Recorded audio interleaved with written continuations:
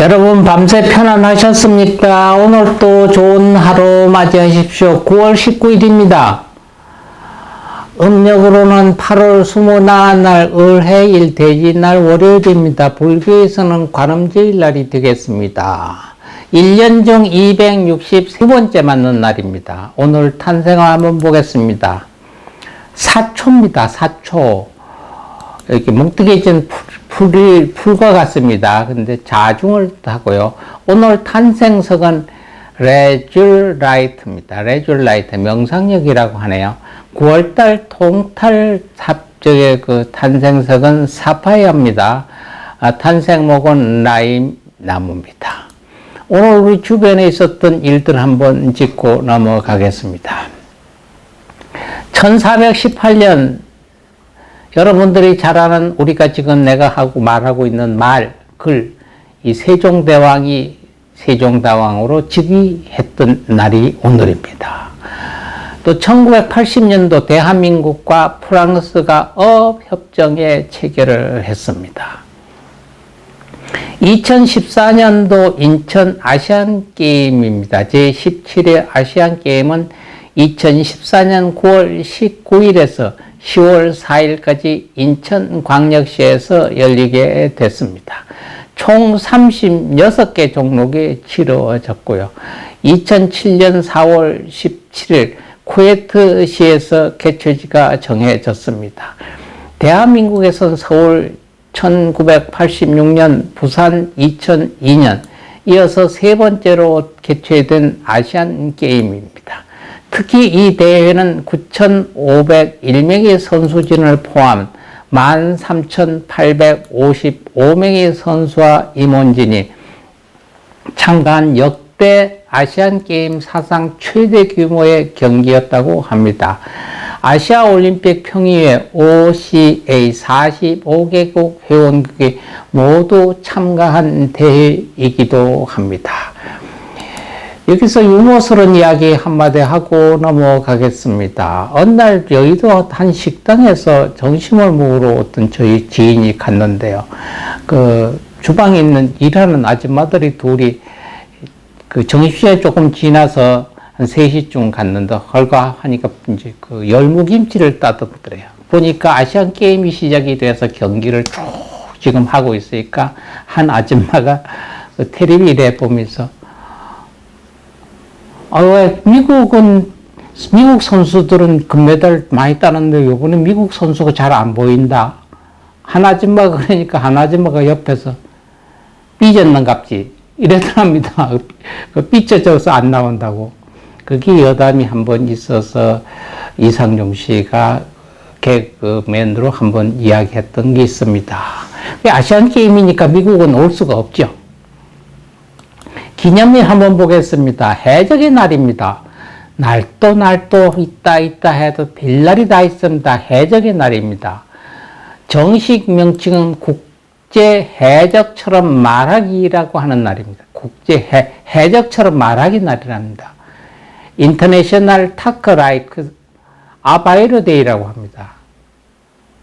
그러니까 국제 해적처럼 말하기 하는 날입니다. 그럼 그걸 어떻게 하느냐? 1995년 미국의 코미디언 존 바워가 늙은 첨버킷과 마크 서머스가 제정한 날로 이날 하루만 해적어를 쓰면서 놀자는 취지에서 제정됐다고 합니다. 그 해적 말투란 주로 보물선 등의 해적 소설에 나오는 해적들이 사용하는 말투로 얘기하는데요.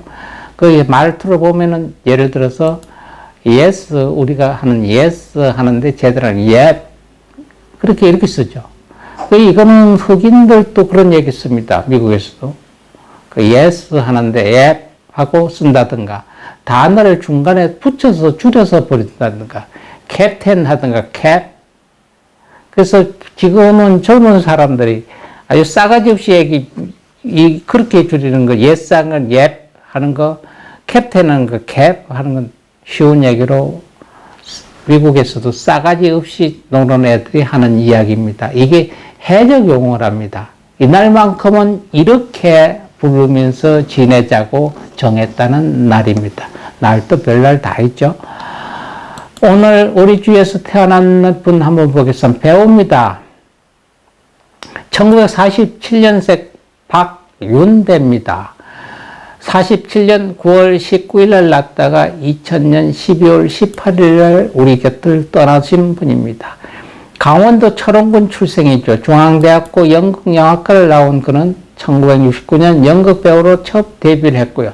73년 MBC 문화방송 6기 공채 탤런트로 정식 데뷔를 했습니다. 농촌 드라마 전원일기의 응삼이 역으로 유명하죠. 대표작은 드라마 전원일기, 토, 연개소문 등이 있습니다.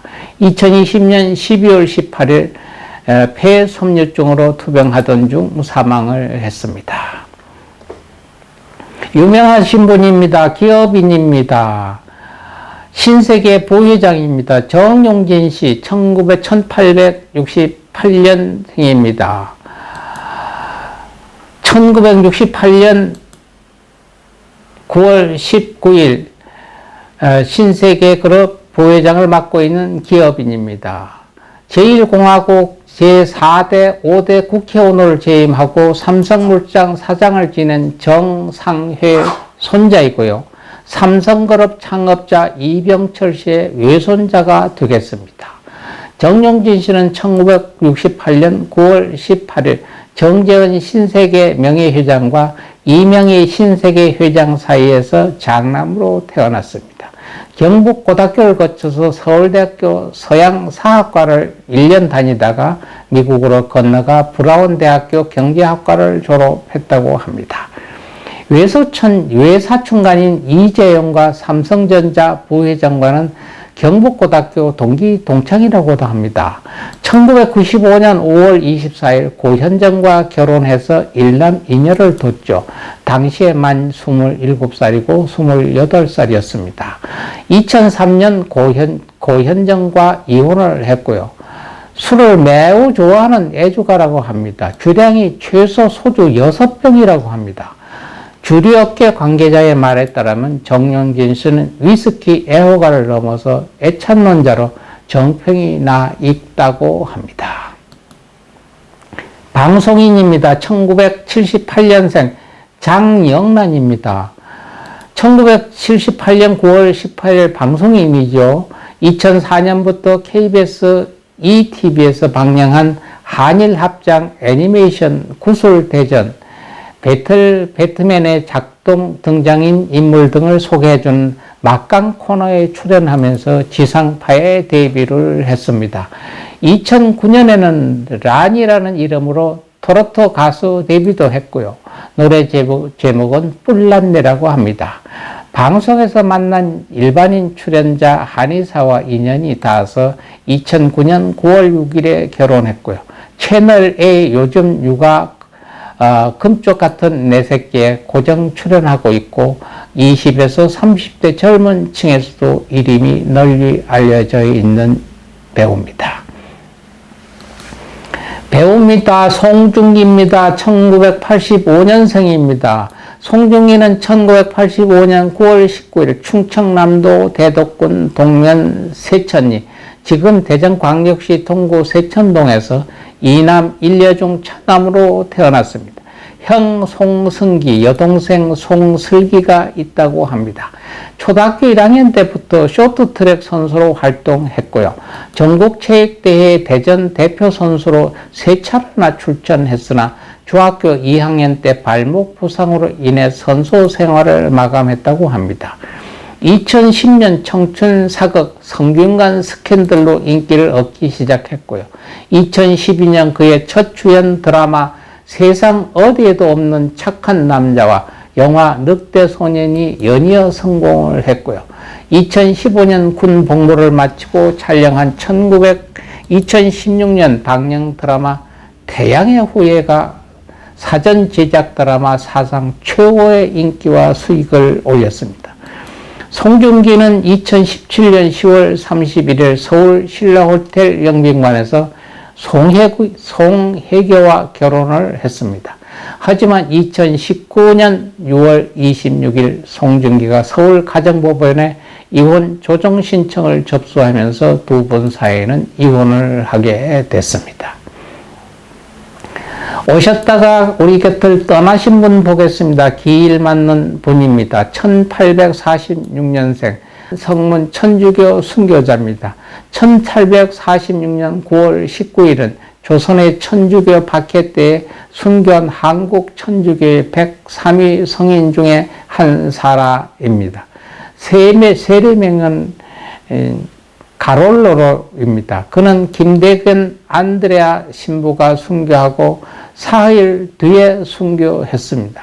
엥베르 주교를 조선에 데려오고 사스탕 신부를 도와 여러 곳을 다니면서 선교 활동을 함께한 사람들 중 하나입니다.